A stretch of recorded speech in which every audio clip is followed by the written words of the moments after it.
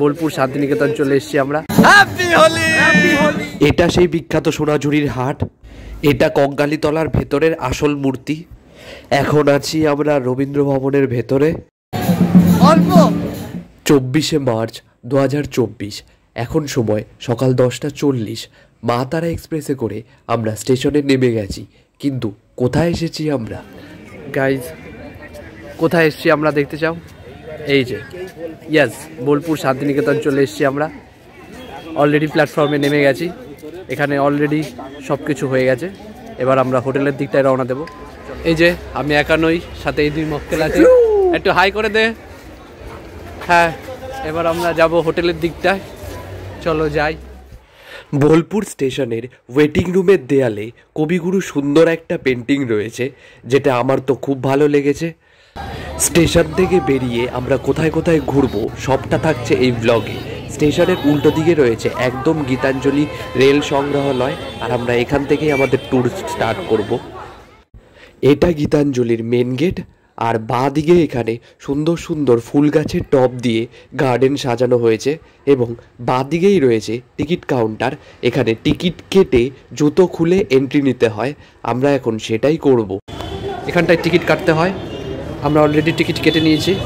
এই হলো আমাদের টিকিট, গীতাঞ্জলি রেলওয়ে মিউজিয়াম। এবার আমরা ভেতরটায় যাব।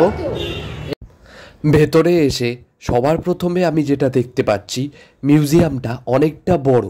হ্যাঁ, 2 তলা জুড়ে এই মিউজিয়ামটা, আর মিউজিয়ামের প্রত্যেকটা দেয়ালে রয়েছে কবিগুরুর শৈশব থেকে বড় হওয়া এবং মৃত্যু অবধি সমস্ত ছবি দিয়ে বাঁধানো। এর ভেতরে গীতাঞ্জলি মিউজিয়ামেরই সুন্দর একটা আর্কিটেকচার মডেল বানানো হয়েছে।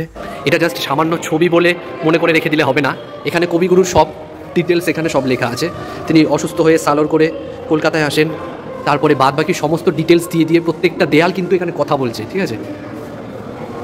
জাস্ট ছবি নয় এগুলো, এখানে প্রত্যেকটা দেয়াল কথা বলছে, তো সেগুলো ভালো করে নোটিস করতে হবে। শেষবারের মতো শান্তিনিকেতন ছেড়ে যাওয়া।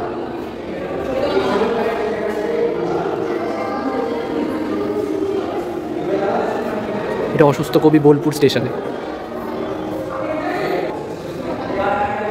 এদিকে আরো বহু বহু প্রত্যেকটা দেয়াল কথা বলছে, আর ব্যাকগ্রাউন্ডে বাজছে সমস্ত সুন্দর সুন্দর রবীন্দ্রসঙ্গীত। মানে সবটা মিলিয়ে একটা আলাদা পরিবেশ তৈরি হয়েছে। জোড়াসাগর ঠাকুরবাড়ি। এটা হলো সেই ট্রেন, যে ট্রেনে করে কবিগুরুকে 1941 সালে 25শে জুলাই শান্তিনিকেতন থেকে কলকাতায় নিয়ে আসা হয়। হ্যাঁ, সেই ট্রেনেরই আর্কিটেকচার মডেল এই মিউজিয়ামে তৈরি করে রাখা হয়েছে। এখানে নেমে এলাম, এবার আমরা ওপর দিকটা যাব, ওপর তলায়।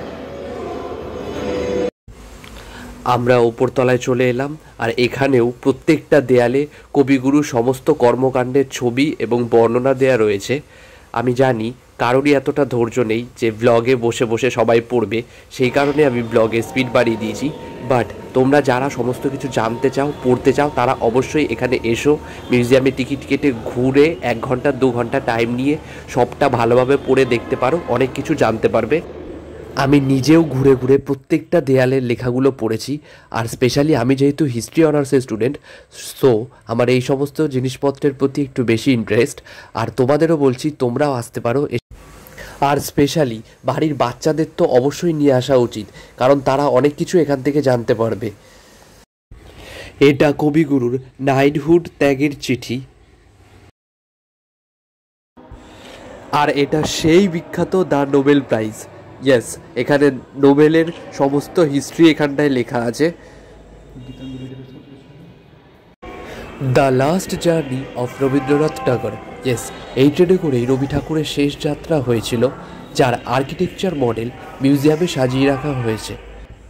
আমাদের মিউজিয়াম ঘোরা কমপ্লিট। এটা মিউজিয়ামের বাইরে গার্ডেনে সুন্দর একটা ক্যাফে আছে। ক্যাফেটার সমস্ত কিছু বাঁশের তৈরি, বাঁশের টেবিল, বাঁশের চেয়ার এবং মিনিচার দিয়ে সুন্দর করে সাজানো হয়েছে পুরো ক্যাফেটা। রাত্রে আরও বেশি সুন্দর লাগবে। মিউজিয়াম ঘোরা কমপ্লিট, আর আমরা টোটো করে যাচ্ছি। আর রাস্তায় অলরেডি আশেপাশে আবির রঙের স্টল বসে গেছে, কেননা কালকে তো হোলি। এবার আমরা হোটেলে যাব, হোটেলে গিয়ে স্নান খাওয়া দাওয়া করে একটু রেস্ট নিয়ে দেন আবার আমরা ট্যুরে বেরিয়ে পড়বো বিকেলে। টোটো করে যেতে যেতে আমরা জানতে পারলাম এটা হলো সেই গাছ যে গাছের তলায় কবিগুরু ছোটোবেলায় পড়াশুনো করতেন। এই বাড়িটাতে কবিগুরু ছোটোবেলায় থাকতেন। এখন বাজে 3:30। আমরা লাঞ্চ করে স্নান করে রেডি হয়ে নিয়েছি। এখানে আমার এক বন্ধু বসে আছে। এবার আমরা সবাই মিলে বেরিয়ে পড়বো বিকেলে ঘুরতে। আমরা টোটো ভাড়া করে নিয়েছি। টোটো করে এবার পুরো রাস্তাটা ঘুরে ঘুরে দেখবো সব জায়গায়। আমাদের ট্যুর গাইড আছে, গাইড আমাদের গাইড করে পুরো সব জায়গাগুলো ঘুরিয়ে ঘুরিয়ে দেখাবে কোথায় কী আছে। তো সবটা দেখবো আমরা এখন, আর ব্লগেও থাকবে, তো স্কিপ করবেন না, দেখতে থাকবো। এখন আমরা আছি রবীন্দ্র ভবনের বাইরে। এখানেও টিকিট কেটে ঢুকতে হয়। আমরা অলরেডি টিকিট কেটে নিয়েছি। টিকিটে কবিগুরু সাইন করা টিকিট রয়েছে। এবার আমরা ভেতরে যাব। এটা রবীন্দ্র ভবনের এন্ট্রি গেট। এর ভেতর কোনো রকম ফোন ক্যামেরা কিচ্ছু অ্যালাউ নেই, তাই আমি ভেতরে কি দেখছি কিছুটা দেখাতে পারবো না, বাট বাইরে এসে আমি অবশ্যই জানাচ্ছি ভেতরে কি কি দেখলাম। হ্যাঁ, রবীন্দ্র ভবনের বাইরে থেকে বেরিয়ে গেলাম। ভেতরে কি কি দেখলাম? ভেতরে রবীন্দ্র ভবনের মিউজিয়াম তৈরি করা হয়েছে, আর মিউজিয়ামের ভেতরে কি কি নেই রবীন্দ্রনাথ ঠাকুরের সব রয়েছে। রবীন্দ্রনাথ ঠাকুরের একদম তার আঁকা রং তুলি, হ্যাঁ, ঝর্ণা পেন থেকে শুরু করে বিদেশিদের থেকে পাওয়া বিভিন্ন প্রাইজ, সব কিছু অতি যত্নে সাজিয়ে রাখা রয়েছে। এমনকি মেন অ্যাট্রাকশন নোবেল, ইয়েস, রবীন্দ্রনাথের সেই নোবেল পুরস্কারটাকেও সাজিয়ে রাখা হয়েছে, বাট সেটা ফেক। Y fake? কারণ অরিজিনালটা তো সবাই চুরি হয়ে গেছে। হ্যাঁ, এটা সেই ঠিক এই জায়গা থেকেই অরিজিনাল নোবেলটা চুরি হয়ে গিয়েছিল। বাদবাকি আরও জিনিসগুলো দেখবো। ভেতরে ক্যামেরা একদম অ্যালাউ ছিল না, যে কারণে আমি কিচ্ছু রেকর্ড করতে পারিনি। ব্লগে কোনো ফুটেজ নেই, বাট আমি ট্রাই করছি বাদবাকি জিনিসগুলো আমি দেখানোর। এটা বৈঠকখানা। এটা রবীন্দ্রনাথ ঠাকুরের ব্যবহৃত গাড়ি। আর এগুলো সব রবীন্দ্র ভবনের এক একটা কক্ষ। হ্যাঁ, এই এক একটা কক্ষেই কবিগুরু এক একটা বিষয় নিয়ে চর্চা করতেন। এটা হলো নাট্যঘর। এটা কলা ভবন, কলা ভবনের পাশের দিকটা। এটা সেই বিখ্যাত প্লেস শালবনি। হ্যাঁ, আমরা শালবনি ছাড়াও আরও পলাশবনি গ্রাম, কঙ্কালীতলা মায়ের মন্দিরে পুজো দিয়েছি, বসন্ত উৎসব সেলিব্রেট করেছি। সবটা থাকছে এই ব্লগের পার্ট 2-তে। সো পার্ট 2 দেখার জন্য চ্যানেলটাকে সাবস্ক্রাইব করতে হবে, আর কমেন্ট করে জানাও পার্ট 1 কেমন লাগলো।